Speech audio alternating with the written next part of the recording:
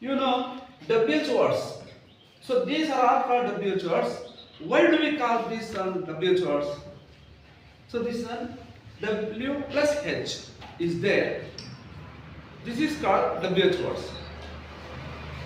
They are information question words. They are called information question words. If you ask something, if you want to know something, you must answer them. We can't give only yes no type answers.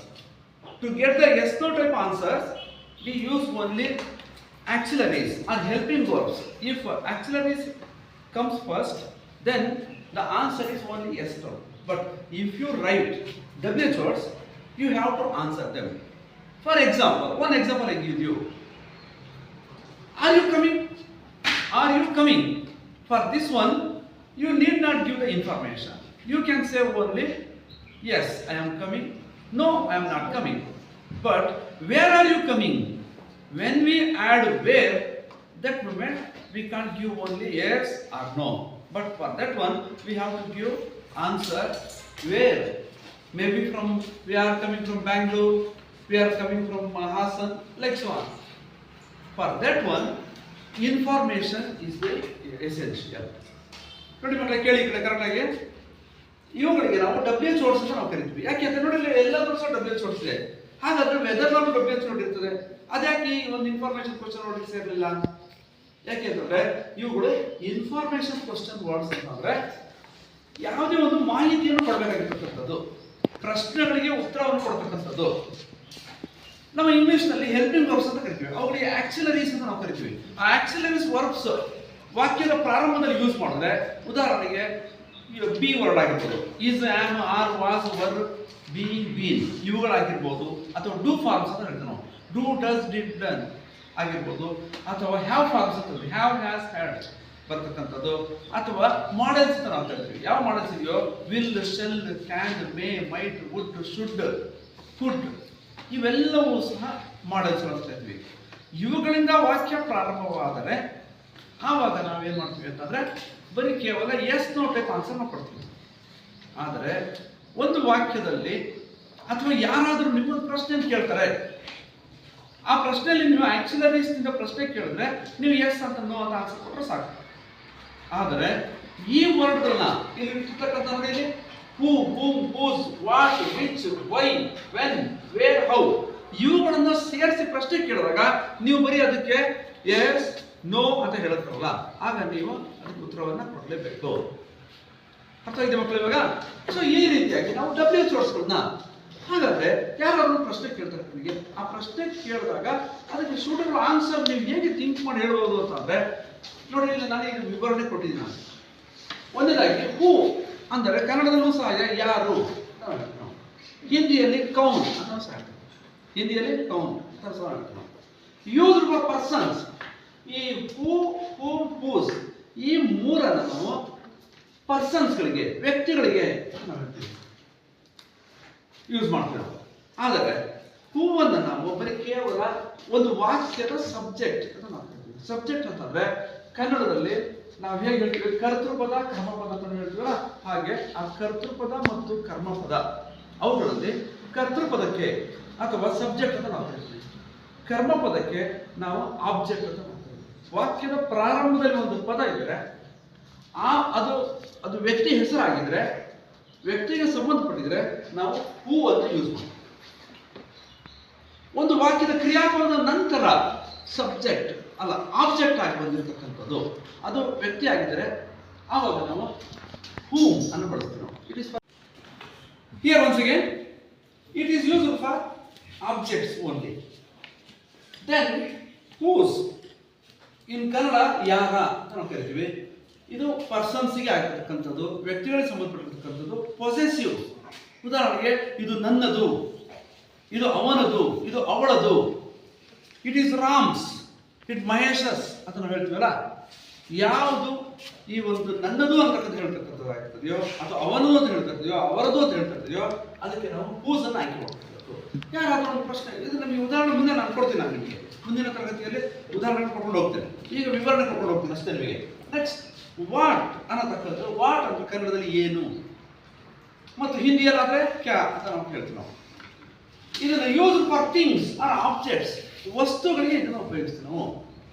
ಯಾವುದಾದ್ರು ವಸ್ತು ಹೆಸರು, ಈಗ for example this is a pen ಅಂತ ನಾವು ಹೇಳ್ತೀವಿ. Pen is a thing. What is this ಅಂತ ನಾವು ಕೇಳಿದಾಗ ಆಗ ನಾವು ಆನ್ಸರ್ ಬರ್ತಕ್ಕಂಥದ್ದೇನೋ ಇಟ್ ಈಸ್ ಎ ಪೆನ್ ಅಂತ ನಾವು ಆನ್ಸರ್. ಹೀಗೆ ವಸ್ತುಗಳಿಗೆ ಇದನ್ನು ಉಪಯೋಗಿಸ್ತೀವಿ ನಾವು. ನೆಕ್ಸ್ಟ್ ವಿಚ್ ಅನ್ನತಕ್ಕಂಥದ್ದು, which used for both persons and things. Which used for both persons and things. ಇದು ವ್ಯಕ್ತಿಗಳಿಗೂ ಸಂಬಂಧಪಟ್ಟಿರ್ತಕ್ಕಂಥದ್ದು ಹಾಗೂ ವಸ್ತುಗಳಿಗೂ ಸಂಬಂಧಪಟ್ಟಿರ್ತಕ್ಕಂಥದ್ದು. For example, which pen do you want to take? Which pen do you want to take? ಒಂದು ಪ್ರಶ್ನೆ ಇರ್ತದೆ, ನಾನು ರೆಡ್ಡಿಂಗ್ ಪೆನ್ ಅನ್ನು ತೆಗೆದುಕೊಳ್ಳುತ್ತೇನೆ. I want to take red ink pen. I want to take pen. I want to take pen is a pen is a thing. Which pen do I want to take ಅಂತಕ್ಕಂಥ ನಾವು ಕಲಿಸ್ಕೊಳ್ಬೇಕು. ಒಮ್ಮೆ ಇಬ್ಬರು ವ್ಯಕ್ತಿಗಳು ಹೋಗ್ತಾ ಇರ್ತಾರೆ. ಆ ಇಬ್ಬರು ವ್ಯಕ್ತಿ ಹೋಗ್ತಾ ಇರುವಾಗ ನಾನು ಇಬ್ಬರಲ್ಲಿ ಒಬ್ಬರಿಗೆ ಮಾತನಾಡಬೇಕು ಅಂತ ಹೇಳ್ತೀವಿ ನಾವು. I want to speak with that persons. I want to speak with this person ಅಂತ ಹೇಳ್ತೀವಿ. ಈಗ ಇಲ್ಲಿ ಪರ್ಸನಿಗೆ ಬಂದು ವಿಚ್ ಇರುತ್ತೆ. Which person do you want to speak? Which persons do you want to speak ಅಂತ ನಾವು.